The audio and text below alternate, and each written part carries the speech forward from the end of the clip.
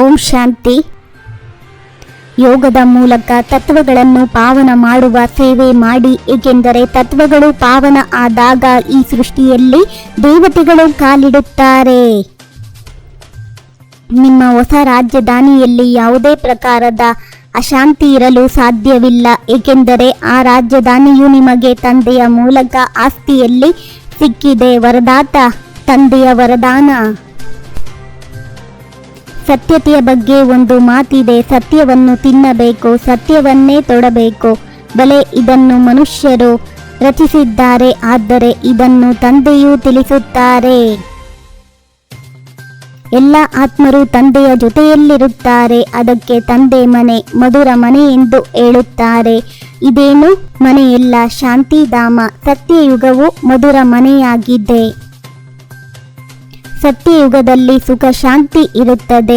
ಯಾವ ಏರುಪೇರಿನ ಮಾತಿಲ್ಲ, ಏಕೆಂದರೆ ಬೇಹದ್ದಿನ ತಂದೆಯಿಂದ ಸುಖ ಶಾಂತಿಯ ಆಸ್ತಿ ಸಿಕ್ಕಿದೆ. ಪುತ್ರವಾನ್ ಭವ, ಆಯುಷ್ಮಾನ್ ಭವ ಎಂದು ಗುರು ಗೋಸಾಯಿಗಳು ಆಶೀರ್ವಾದ ಮಾಡುತ್ತಾರೆ. ಇವರೇನು ಹೊಸ ಆಶೀರ್ವಾದ ಮಾಡುವುದಿಲ್ಲ. ತಂದೆಯ ಆಸ್ತಿ ತನಗಾಗಿಯೇ ಸಿಗುತ್ತದೆ. ಈಗ ನೀವು ಮಕ್ಕಳು ಪವಿತ್ರರು ಮತ್ತು ಗುಣವಂತರಾಗಬೇಕು, ಇಲ್ಲವಾದರೆ ಬಹಳ ಶಿಕ್ಷೆಯನ್ನು ಅನುಭವಿಸಬೇಕಾಗುತ್ತದೆ. ತಂದೆಯ ಜೊತೆಗೆ ಲೆಕ್ಕಾಚಾರವನ್ನು ಸಮಾಪ್ತಿ ಮಾಡಿಸುವವರೂ ಇದ್ದಾರೆ. ಮುಖ್ಯವಾದುದು ತಮ್ಮನ್ನು ಆತ್ಮವೆಂದು ತಿಳಿದು ತಂದೆಯನ್ನು ನೆನಪು ಮಾಡುವುದು.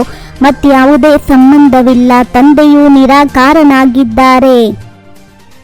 ಆತ್ಮವು ಇಲ್ಲಿಯೇ ಪಾವನವಾಗಬೇಕು. ಆಗ ಹಳೆಯ ಶರೀರಗಳು ವಿನಾಶವಾಗುವವು. ಆತ್ಮವು ಅವಿನಾಶಿಯಾಗಿದೆ. ಬೇಹದ್ದಿನ ತಂದೆಯನ್ನು ನೆನಪು ಮಾಡಿ ಪಾವನವಾಗುವುದು ಆತ್ಮದ ಕೆಲಸವಾಗಿದೆ.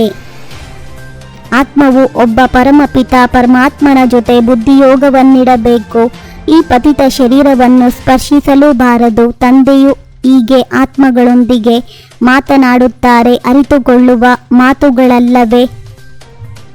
ತಮ್ಮನ್ನು ಆತ್ಮವೆಂದು ತಿಳಿದು ತಂದೆಯನ್ನು ನೆನಪು ಮಾಡಿ. ಇದೇ ಗುಂಗಿರಲಿ. ಮಕ್ಕಳೇ, ನೀವು ಇಂತಹ ಚೈತನ್ಯ ಲಕ್ಷ್ಮೀನಾರಾಯಣರಾಗಬೇಕು. ಹೇಗಾಗುತ್ತೀರಿ ನೀವು ಈ ವಿದ್ಯೆಯಿಂದ? ಅರೆ, ಪುರುಷಾರ್ಥವಂತೂ ನೀವು ಮಾಡಲೇಬೇಕು. ಪುರುಷಾರ್ಥ ಮತ್ತು ಪ್ರಾರಬ್ಧವಿರುತ್ತದೆ. ಪುರುಷಾರ್ಥ ದೊಡ್ಡದೋ ಅಥವಾ ಪ್ರಾರಬ್ಧ ದೊಡ್ಡದೋ? ಈಗ ಪ್ರಾರಬ್ಧವಂತೂ ದೊಡ್ಡದಾಗಿದೆ. ಪಾವನರಾಗುವುದು ನಂಬರ್ 1 ನಡವಳಿಕೆಯಾಗಿದೆ. ದೇವತೆಗಳಂತೂ ಪಾವನರಾಗಿದ್ದಾರೆ. ನಂತರ ಯಾವಾಗ ಕೆಳಗಿಳಿಯುತ್ತಾರೆ, ನಡವಳಿಕೆಯು ಕೆಟ್ಟು ಹೋಗುತ್ತದೆ. ಮನುಷ್ಯರ ಕಣ್ಣುಗಳು ಬಹಳ ಮೋಸ ಮಾಡುತ್ತವೆ, ಏಕೆಂದರೆ ರಾವಣನ ರಾಜ್ಯದಲ್ಲಿದ್ದೀರಿ. ಸತ್ಯಯುಗದಲ್ಲಿ ಕಣ್ಣುಗಳ ಮೋಸ ಮಾಡುವುದೇ ಇಲ್ಲ. ತಂದೆಯು ಜ್ಞಾನ ಸಾಗರನಾಗಿದ್ದಾರೆ. ದೇವತೆಗಳಿಗಿಂತಲೂ ಇವರ ಮಹಿಮೆಯು ಸಂಪೂರ್ಣ ಭಿನ್ನವಾಗಿದೆ. ಅಂದ ಮೇಲೆ ಇಂತಹ ತಂದೆಯನ್ನು ಏಕೆ ನೆನಪು ಮಾಡುವುದಿಲ್ಲ? ಉತ್ಥಾನ ಹಾಗೂ ಪತನವು ಭಾರತದ್ದೇ ಆಗಿದೆ, ಅರ್ಥಾತ್ ದೇವಿ ದೇವತೆಗಳದ್ದಾಗಿದೆ. ಇದನ್ನು ಬುದ್ಧಿಯಿಂದ ಕೆಲಸ ತೆಗೆದುಕೊಳ್ಳಬೇಕಾಗಿದೆ.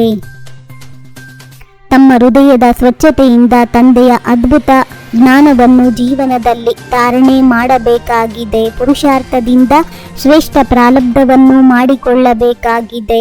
ನಾಟಕವೆಂದು ಹೇಳಿ ನಿಂತು ಬಿಡಬಾರದು.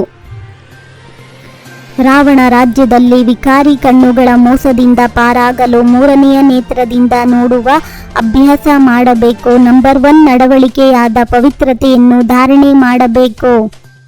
ಬ್ರಾಹ್ಮಣ ಜನ್ಮದ ಜನ್ಮ ಪತ್ರಿಕೆಯನ್ನು ತಿಳಿದುಕೊಂಡು ಸದಾ ಖುಷಿಯಲ್ಲಿರುವಂತಹ ಶ್ರೇಷ್ಠ ಭಾಗ್ಯವಂತ ಭವ. ಏಕರಸ ಸ್ಥಿತಿಯ ಅನುಭವವನ್ನು ಮಾಡಬೇಕೆಂದರೆ ಒಬ್ಬ ತಂದೆಯೊಂದಿಗೆ ಸರ್ವ ಸಂಬಂಧಗಳ ರಸವನ್ನು ತೆಗೆದುಕೊಳ್ಳಿರಿ. ಬ್ರಾಹ್ಮಣ ಜನ್ಮ ಪತ್ರಿಕೆಯಲ್ಲಿ 3 ಕಾಲುಗಳು ಅತ್ಯುತ್ತಮವಾಗಿದೆ. ಏನಾಯಿತು ಅದು ಒಳ್ಳೆಯದು, ಏನಾಗುತ್ತಿದೆ ಅದು ಇನ್ನೂ ಒಳ್ಳೆಯದಾಗಿದೆ, ಏನಾಗುವುದಿದೆಯೋ ಅದು ಬಹಳ ಬಹಳ ಒಳ್ಳೆಯದು. ಓಂ ಶಾಂತಿ. 21 ಜನ್ಮಗಳಿಗೆ 21 ಪರಮಾತ್ಮನ ಮಹಾವಾಕ್ಯವನ್ನು ಆಲಿಸಿ. ನಿಮ್ಮದೇ ಆದಂಥ ಈ ಚಾನೆಲ್ಗೆ ಲೈಕ್ ಮಾಡಿ, ಶೇರ್ ಮಾಡಿ, ಸಬ್ಸ್ಕ್ರೈಬ್ ಆಗೋದನ್ನು ಖಂಡಿತ ಮರಿಬೇಡಿ. ಓಂ ಶಾಂತಿ.